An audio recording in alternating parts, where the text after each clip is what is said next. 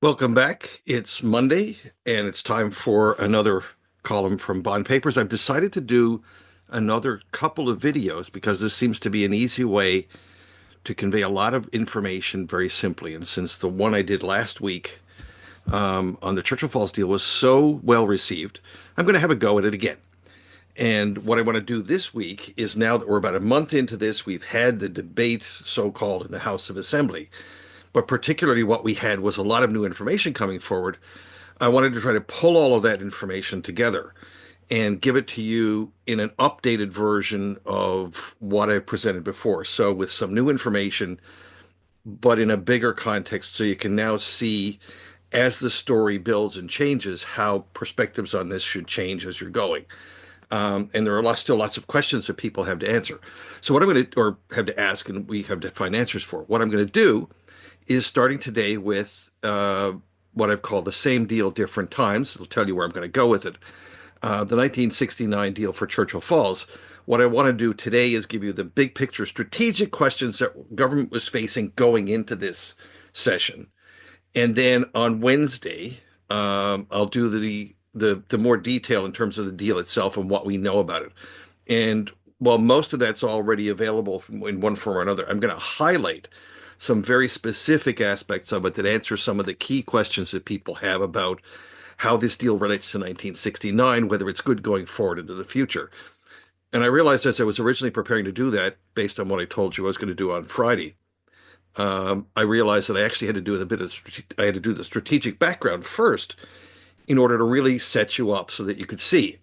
And this strategic background I'm going to set you up with doesn't actually drive you to one answer or another. It just shows you the extent of the issues that the government had to deal with in one way or another, or not deal with. And just to show you the complexity of the situation they were facing and how they came out with it, and how they tackled it or didn't tackle it. And you can see some of this. This will actually, I think, give you a better perspective on evaluating what you are seeing. And as you're going to have to deal with this probably in an election very shortly, this will also help you decide about the government that's going to be making a pitch to get reelected. So this has bigger picture implications, and this is a very significant issue. So let's just dive right in. As I said, this is bond papers. Don't forget to subscribe if you don't already subscribe. You'll find some ways to do that on the actual site. There'll be a subscribe button and a share button for you for those who want to do that. We've had a tremendous growth in readership since this all started, and that seems to be continuing. So I just want to remind people of that. Your paid subscriptions are incredibly important to doing this and continuing to do this. They allow me use to really keep this going, and it's really encouraging. And some of this does actually cost money to produce, so it's not like it comes out of nowhere. Um, the next step, as I said, what we're going to do on Wednesday is the details in terms of understanding the renewed 1969 deal. But today I want to have a look at the strategic view, and what I've got there is, just to illustrate this point, is a map showing the world centered on Newfoundland and Labrador, which it isn't. We all know that. But it is important to take that, and that perspective on where we fit into the universe is a big picture thing in the background here today. The government going into this has a very particular strategic situation, long-term strategic situation, some of which the Liberals inherited in 2015, and some of which they've created over the last decade or so in power. They're almost a decade in power. And I think that has to be understood in terms of what's going on here with this particular project, because it is not just a one-off. It actually does have a larger context that helped to put this particular deal together. And the circumstances, as much as government wants to talk about 1969, the circumstances in 69 were very different strategically for the government. But it's interesting to see the extent to which certain factors and certain ideas, as you'll come to appreciate over the next couple of days with this, recreated a set of circumstances and produced a rather curious outcome. The biggest problem that the government has facing it right now is a transformative public debt. Transformative, using Andrew Fury's favorite word, but it really is transformative in the sense that it's crushing. It is crushing. It's 30 odd billion dollars by one calculation. And if you go back to Moya Green's team and the Premier's Economic Recovery team, they rightly collected all the liabilities together in one spot. And you're looking at somewhere in about 40 odd billion dollars right at the moment. That severely constrains what government can do. It has an impact on how much money it can borrow at any given time. It has an impact on debt servicing because debt servicing becomes something like the second or third largest expense after healthcare, which is just horrendously taken control of the budget. It limits what government can do. And because the liberals have failed, consistently failed, along with the conservatives, prior conservative governments, failed to get a grip on government spending and get it back under control, we have this ever escalating public debt, and this is a continuous drain. The liberals have been doing, like the conservatives now, about 20 years in total of chronic, massive overspending. The liberals' cash deficits over the last decade have been somewhere between a billion and 2.5, $2 billion dollars. This year, it's a little over $2 billion dollars. We don't know what next year is going to look like. And in the last 4 years, Andrew Fury has been pretty well the worst of the lot in terms of running chronically massive cash deficits. Um, and you should really wonder about this because as much as the finance minister will officially tell you that according to the way they keep the books and officially report the books, the deficit's getting smaller and smaller, smaller, smaller, smaller. What you should wonder about is the fact that if that's true, why do we keep having more and more and more and more debt? And the reason is because the way they keep the books is misleading. It's unfortunately the way every government in Canada keeps the books.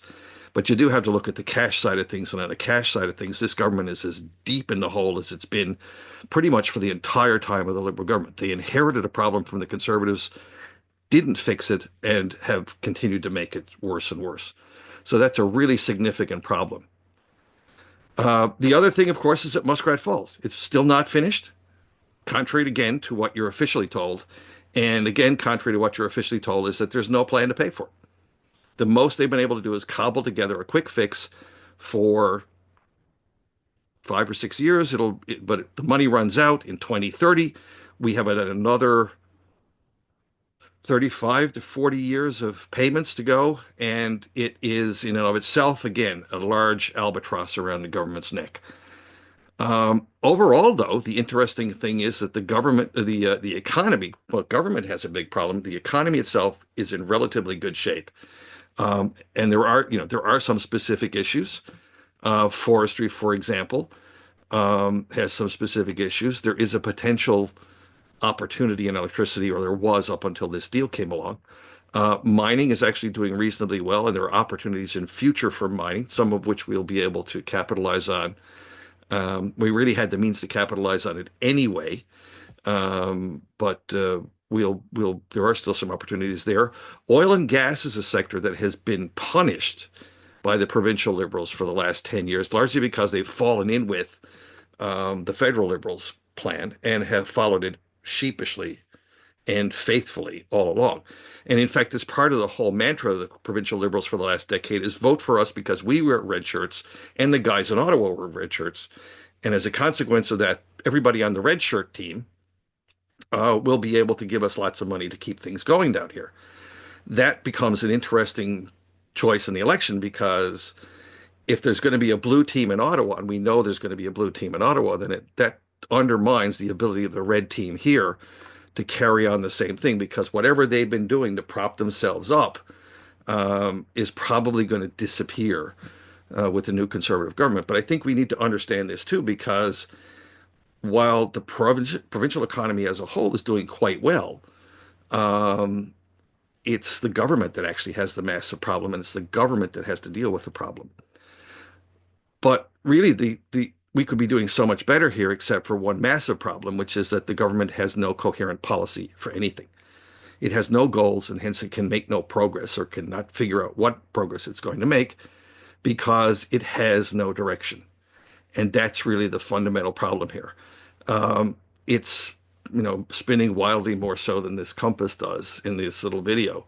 And it's just a chronic issue. I won't go into it in any greater direction, but there isn't a single subject that government has where it actually has a coherent integrated strategy to deal with it that relates to anything else that's going on. In healthcare, for example, there is a health accord, but the health accord is just basically a plan to spend tons and tons and tons of money we don't have. And we've not seen any significant improvements in care delivery, but we have seen a massive increase in the amount of bureaucracy involved in healthcare. And that's really the not just the liberals, but that's it's about 20 years of this that's been going on, what I call fluff in a gale government. Because what happens in the storms of international economic development and so on is that we get pushed around like a ball of fluff. And so all of the top concerns, healthcare, cost of living and jobs, the economy, immigration, population, you name it, education, winds up producing chronic problems like that don't resolve themselves. Like we have chronic overspending, we have chronic poor outcomes in education, healthcare, in population. We have a declining population. There's chronic high unemployment. Not so much in St. John's, but in rural Newfoundland, it's the historic double-digit unemployment, the worst in the country, and it doesn't seem to be getting any better. At the same time, we also do have a very high tax burden, which is not just a result of the fact that we had a problem inherited from the Conservatives. It's actually endemic. It's actually chronic. It's been built into the system as a consequence of the fact that we don't have a coherent government policy that comes out of a consensus in the community, or even one of two contending consensuses in the community about how we can build a stronger and better future. We're just simply keeping the lights on. And I've listed here at the bottom end of this thing on the right-hand side uh, that we've become an incredibly autocratic and anti-democratic society as well, epitomized, frankly, by the 4 days of the government-sponsored dog and pony show in the House of Assembly last week, in which the government dictated exactly what would happen, for how long it would happen, who could speak, and the whole thing was a fundamentally anti-democratic show that finished up with the completely ridiculous discussion about appointing somebody who isn't independent to conduct a so-called independent review. And as I would put it to you, the whole discussion about an independent review anyway avoids the real question, which is this a good deal or a bad deal? But in the context of the House of Assembly, escapes the point that it's the House that's supposed to hold the government to account. That's the place that we're going to elect people to hold the government account and to account to make sure that what they're doing is right. It's the one thing that didn't work in Muskrat Falls. And if you look at what the government just did and what this particular administration has been doing for the last 4 years, the House of Assembly is reduced in status, it's reduced in power, and it lacks any meaningful ability to stop the government from doing whatever it wants because we live in a fundamentally autocratic and anti-democratic society. That's going to cause some people a lot of concern. And you can fight me on it if you want, but I'm happy to take you on. We have a government that is contemptuous of the House, is contemptuous of the job of the House, contemptuous of the people in the House, and by extension is contemptuous of the rest of us. And we saw that in spades. Unjustifiable arrogance and corruption, fundamental corruption of the way the House is supposed to operate last week. It was reduced to a show, a farce. And you'll understand a bit more why why I have quite that sentiment on Wednesday when I tell you some more things that didn't make the news, but were definitely there. But the fundamental question we're still faced with is this a good deal or is it a bad deal? And I guess the question that I'd say in response is tell me what you want. That's the only way you can answer that question is to know what do you want? What would a good deal look like? Depends on how you look at Churchill Falls. You look at the situation the province is in. You look at all those questions, those things I pointed out, and you figured out how to deal with them. So what would be the thing for you? If we were doing this in a live thing, people would be shouting out answers and ideas, and I'd be writing them down somewhere or typing them up. But here are some ideas. What was the most important thing about this whole deal? Is it a strategic picture? Is it about control of resources? Is it about the price of electricity price that we get for electricity? Is it about not being Muskrat Falls? Is it about not being 1969? In both of those cases, it begs the question to say that of what do you think 1969 was all about? What do you think Muskrat Falls was all about? Is it about getting Gull Island done? Is it about getting a large pot of money? Are there bigger policy goals here about developing the economy, doing other things? Is this just an election prop, as some people would cynically tell you, or is it about the future? It's not necessarily any one of those things. It could be any of a number of them in different measures. But the strategic approach is to take all of those other things we talked about a couple of seconds ago, the chronic high employment, lack of economic development, crushing government debt as a result of chronic overspending, the Muskrat Falls problem, and all of those things, the need for economic development, revitalization, renewal, and development and change. And how does this fit into it? Well, the answer I would tell you right up front is that the government doesn't have any plan for this. Because the one thing that Andrew Fury has told us, in fact, the only thing he's told us about this particular deal was show me the money. He's never said anything else about it of any consequence. He had a smarmy, smart-assed answer, which was show me the money, to which I've replied, Legault had him at hello. But if you take that sort of facetiousness out of it for a minute and go back and look at the record and realize the government's never told us what they wanted to get out of this. They've never given us the strategy. They've never given us a sense of their objectives. And so, other than show me the money, with no goals, no context, with nothing else, there's no real way to judge what they wanted.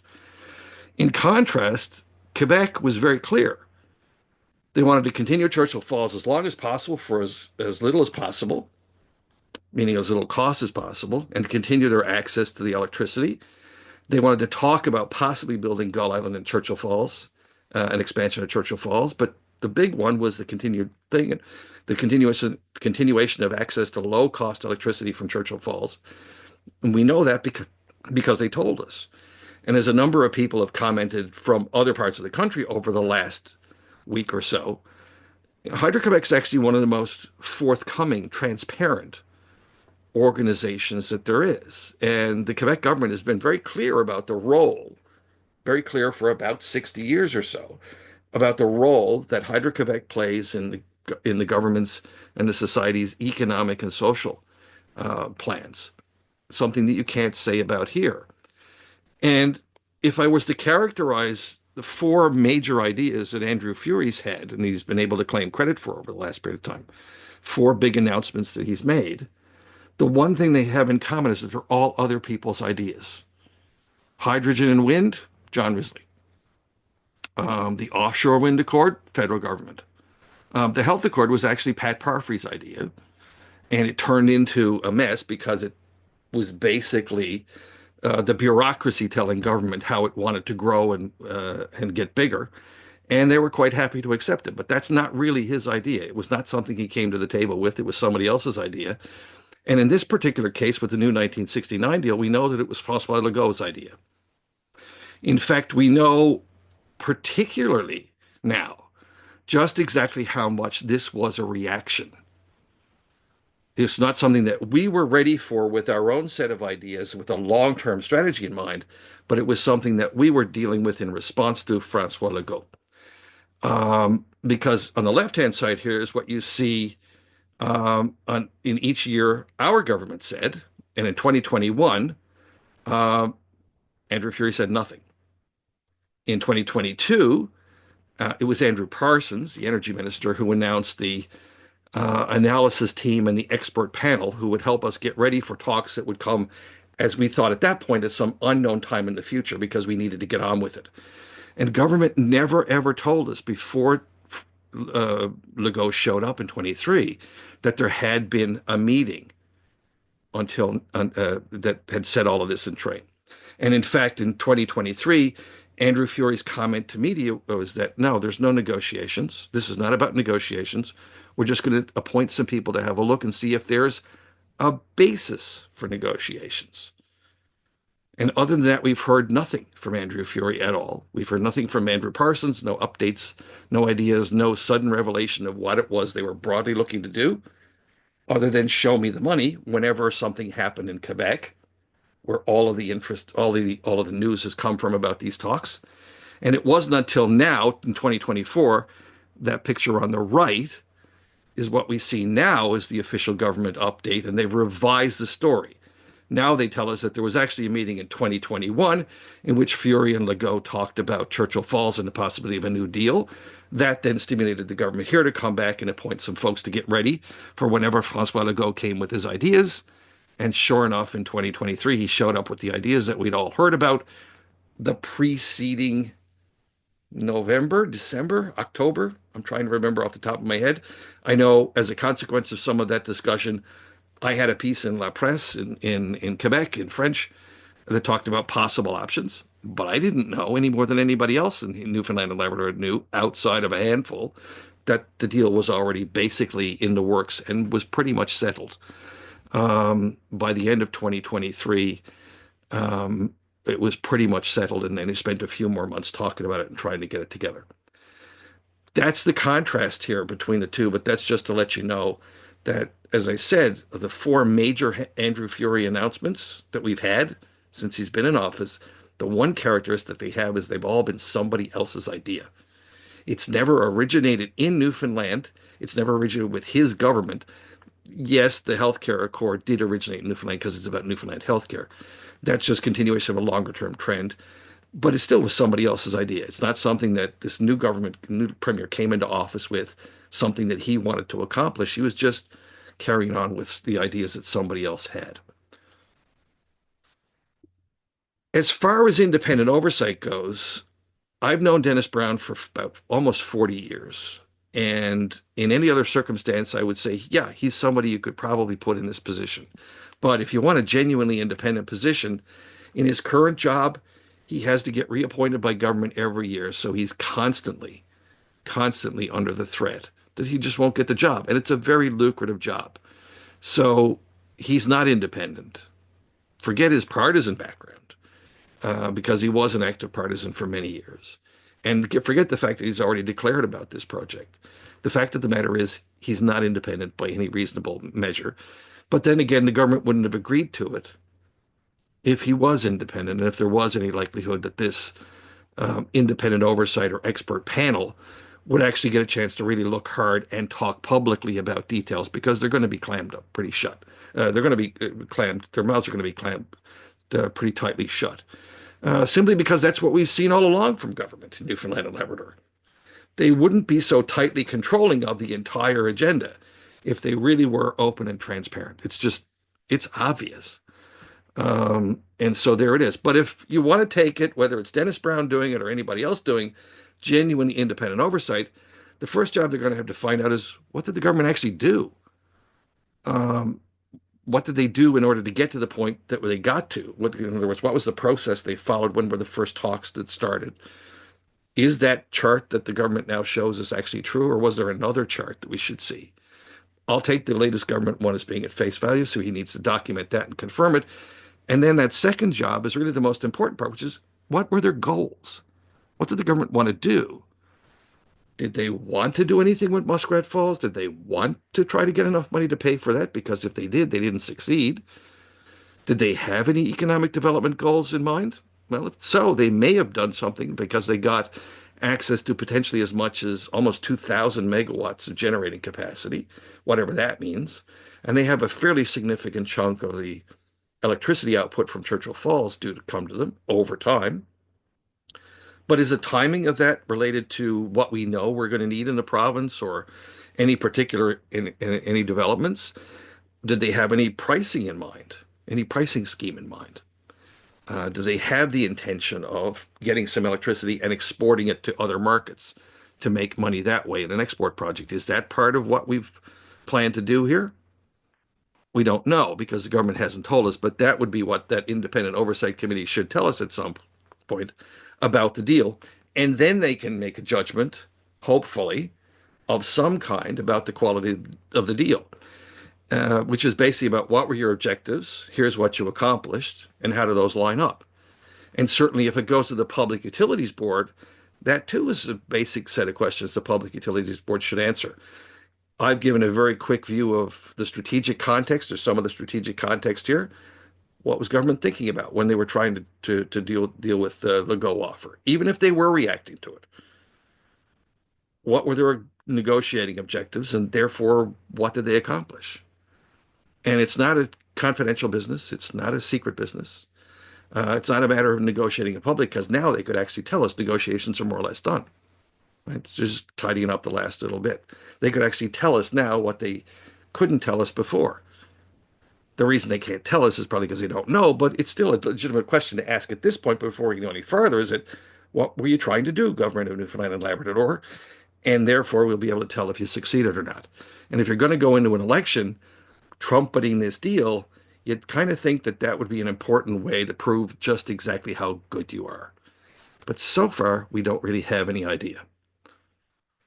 And that's really one of the things about this too, is part of the strategic environment that we're operating in here is the extent to which the government and Nalcor, Newfoundland Labrador Hydro, their strategic communications have been low on solid info, mostly fluff and smoke, and again, a zero connection of targets and results, which I find endlessly fascinating because it's strategic comms 101, and there's no sign of any of it.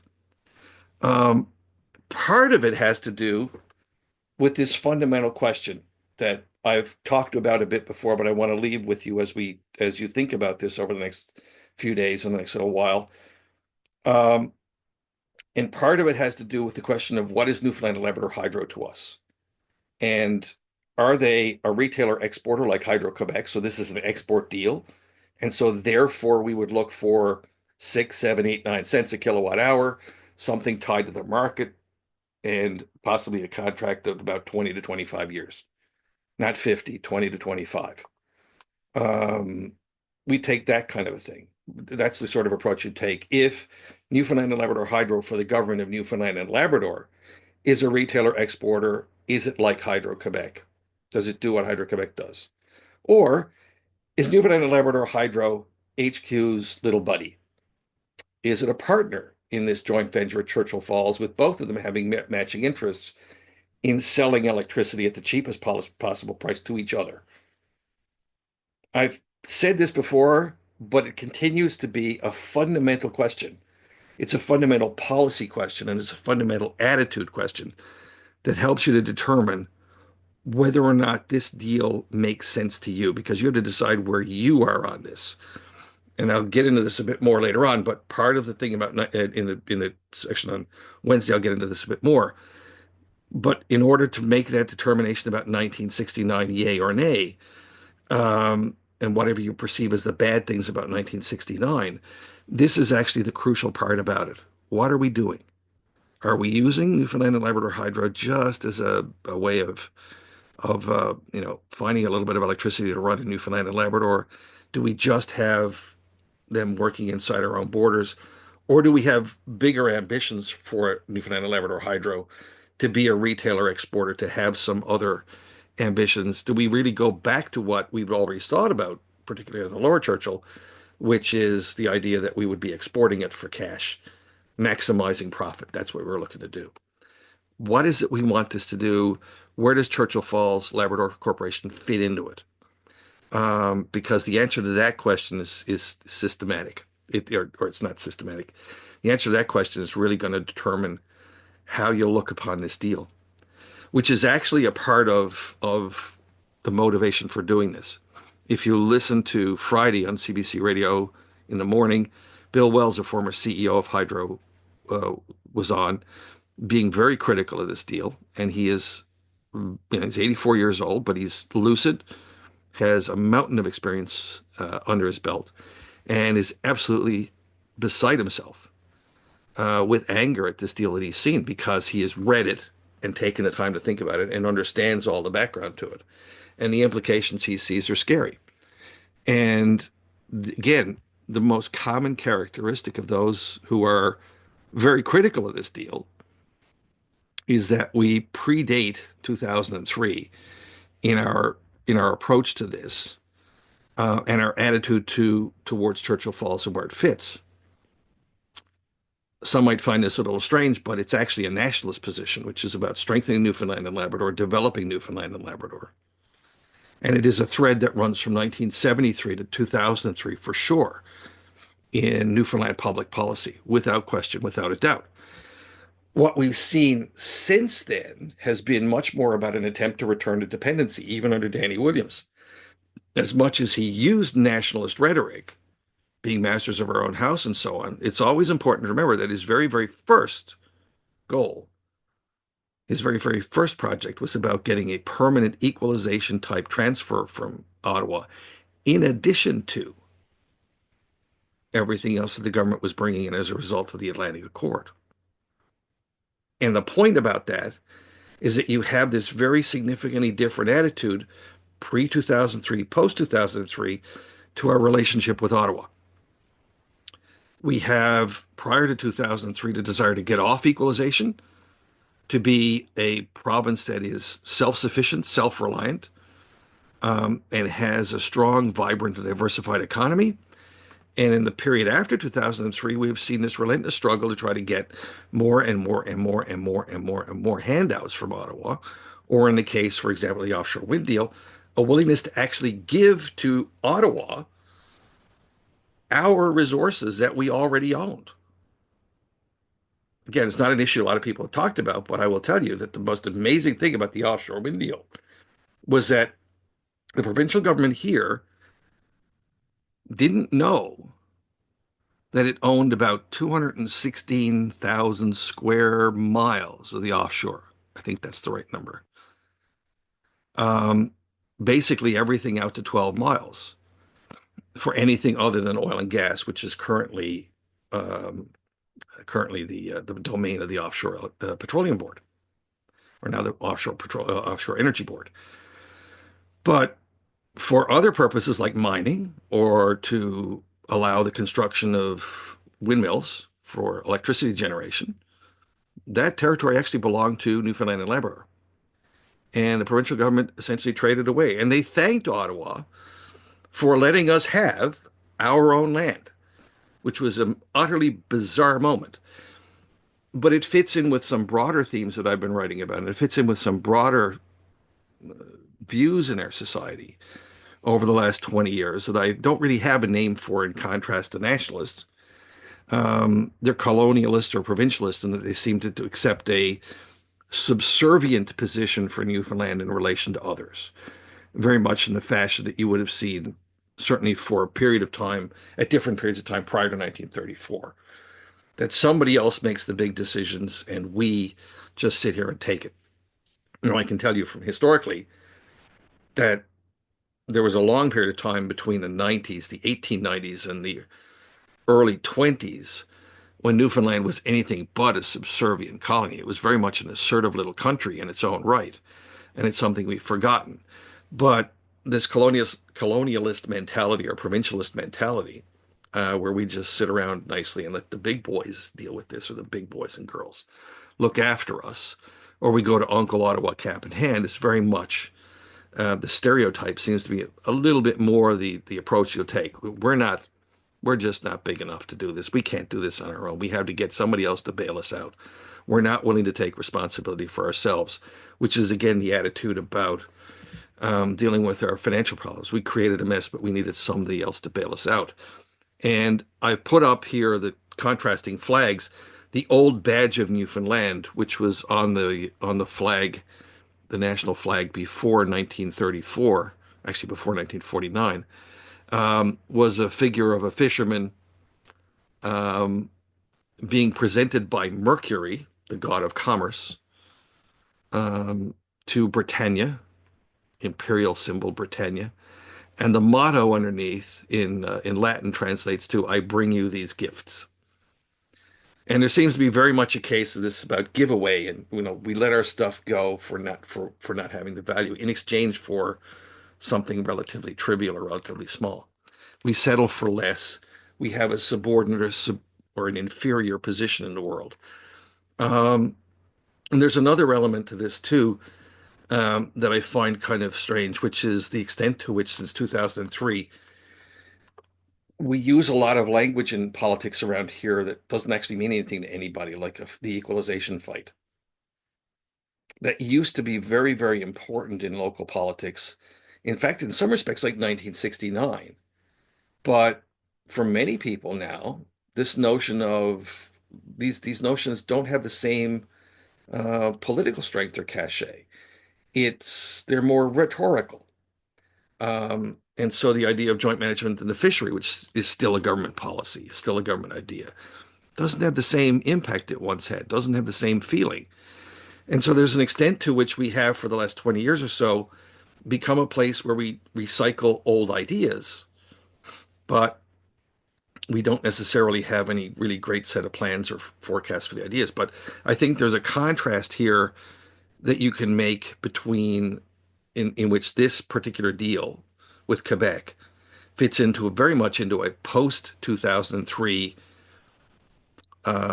position, which is decidedly not nationalist.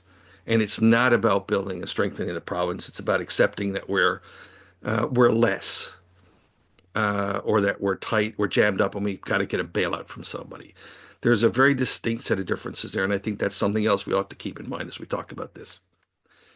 And this is why I say, like, three words that come to mind since 2003 are disconnection, decline, and denial. We're denying the fact that we have a huge problem. In fact, the government wants you to pretend that all of those other issues that I talked about are taken care of. I think one of the reasons why they haven't talked about Muskrat Falls is they've already told you they fixed it. Except in order to accept, if they had to tell you now that there's suddenly enough money to pay for Muskrat Falls, they would have to admit that what they told you before wasn't true. If they got enough money to really take care of our financial problems, they'd have to admit that we still have financial problems. And while Siobhan Cody, the finance minister, has been saying some of this stuff, it hasn't really been at the forefront of what government's been talking about. And again, you'll understand a bit more as we talk about this again on Wednesday in more detail, why that will be a problem.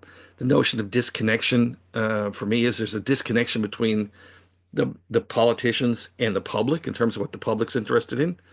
And the politicians collectively don't seem to be able to line up what they want to talk about with what the public's really, really, really, really interested in. And that disconnection cuts across party lines. These points I've drawn around this little centerpiece on this slide here are all characteristics of this post 2003 period for me. More autocratic and less democratic than the period in 72, 73. The political parties are more alike than they are different, all three of them. Politics is not competitive, it's cooperative, and it's generally not in the public interest. One of the things that I found most fascinating about last week was the extent to which, as government tried to dictate what the House would do, the last thing that anybody in the opposition benches would do is fight back. Before 2003, it would have been an absolute uproar over the notion that the government would try to dictate to the House, to the ordinary members of the House, what they would do and how they would conduct their business. Whereas now the MHAs will sit with government, and if the government says we don't want to do that, then they'll go, oh, okay. And even in the conservatives who, stormed out of the legislature so they wouldn't have to vote against it, they were not willing to take a position against the way they were being treated in evaluating the deal, because for them it was all about the idea that this deal seems to be kind of popular. I don't know what they were basing that judgment on. And so we don't want to be seen to be voting against something that's popular. And they couldn't get their minds around the idea that you could oppose the government's overbearing, arrogant, controlling, dictatorial approach to the House of Assembly and stamping on the rights of the House, which would be actually very distinctly different from saying yes or no to the MOU, because actually, by pushing back against the government's attempt to control the agenda, they would have had the very independent oversight that they wanted. But there seems to be this peculiar feeling amongst politicians in Newfoundland and Labrador since 2003 that if you're in opposition, you can't affect public opinion. You can't change public opinion. You can't lead public opinion in any way, shape, or form. You're constantly reactive, and there tends to be this very passive approach to politics, which is why I've said, and it's a common thing across the dominant groups, that they're more interested in managing than leading, changing, or even adapting. I mentioned a bit about old slogans that now have no meaning, and particularly what happened in the piece I wrote, as I described in the piece I wrote about John Efford, actually, and Danny Williams. In the late 1990s, in the arrival of oil and gas, there was a dramatic shift. There was a dramatic shift in power, social, political, and economic power to St. John's. And this is very much an imbalanced political society we have now, in which an awful lot of things are not being voiced. And it's kind of interesting to see this in a global context, just as a transition out of this piece, as we're looking at this as part of the context in which this deal is happening. In Germany right now, for example, you're seeing the rise of both an extreme left and an extreme right autocratic authoritarian parties that reflect the views of the people who have been ignored for a very long time in the very quiet, bureaucratic, milquetoast nature of German politics. What's curious is that Newfoundland's politics has gone exactly the same way in the sense of being milquetoast and quiet. And we had this mood, if you remember back in 2015, that we needed to do away with party politics because that was what was causing our problem. Exactly the same kind of idea that people had in 2015. There was actually a cry for some kind of dictatorial government, for a premier that was not needing to be reelected, so he will take the hard decisions and force things that needed to be done. Turns out we got one who doesn't really care about getting reelected except for how it looks on his resume, but has actually been unwilling to take any of the hard decisions. He and the other politicians around him have been unwilling to take the kind of hard decisions that supposedly we wanted. And yet everybody's just going along with it. Lots of public interest in things like healthcare and education and so on are not really getting addressed. The fisheries occupation or the disruption of the House of Assembly last year was an example of a very strong group that was not being paid attention to by any of the political parties. And they tried to find an outlet for that, but where did that go? Here we don't see that kind of frustration yet. And why don't we? It's a good question. But it is part of that context because we don't have a political system and political parties that actually respond to and actually pay attention to what's bothering people. In Newfoundland and Labrador, all three political parties are generally support the same kinds of things. And in stark contrast at the federal level, where that lack of expression or that lack of concern for a whole bunch of center and center right, and even to a certain extent center left issues, has driven people to the Conservative Party of Canada. In Newfoundland and Labrador, we've seen very much a provincial government that mirrors the federal government in its attitude and its tone, but we aren't seeing any kind of political firebrand reaction here, which I find very peculiar in and of itself as a question. But in that broader context of how this deal came about, this particular culture, this particular political climate contributes to all of it because it all ties together in some fashion. That's really the part I want to leave for you now with some ideas about those bigger picture questions about the economy, about the constraints, about the options that we have. For example, exporting electricity for money, promoting economic development on both the Quebec and across in both Quebec and Labrador and how we fit into that. Um, then we'll talk. So we'll come back on Wednesday and talk a bit more. We've had a good chat here about this. Don't forget to subscribe, either for just the email list to become on a free subscriber, or if you want to join the paid subscriber list, you'll get a message for that as well. If you check at the Substack site, there'll actually be a link for that. And don't forget as well, there'll be also buttons so that you can share this with your friends. Think about all those contextual things. They'll be coming back in a bit more organized form as I lay out for you on Wednesday. But those are things to remember going into the election. Huge debt, Muskrat Falls, still not paid for, still not fixed. Healthcare, where's healthcare? Where's education? Chronically high unemployment, massive deficits. This is the way we've been for 10 years, and we've just grown accustomed to dealing with it. Where are the significant new initiatives? Where are the significant new ideas? What happened to hydrogen? Offshore wind energy isn't a very big deal. What is it that's really going on around here? Is there anything that we should be thinking about? Is there something I'm missing? Because it's a very strange world in which a lot of people seem to be very disconnected from politics, in which the politicians seem to be disconnected from the public at large. But we'll pick this up again on Wednesday. Thanks very much for tuning in. I hope you enjoy this.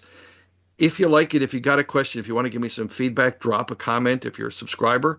back to me or send me an email, and I'll be happy to work it in.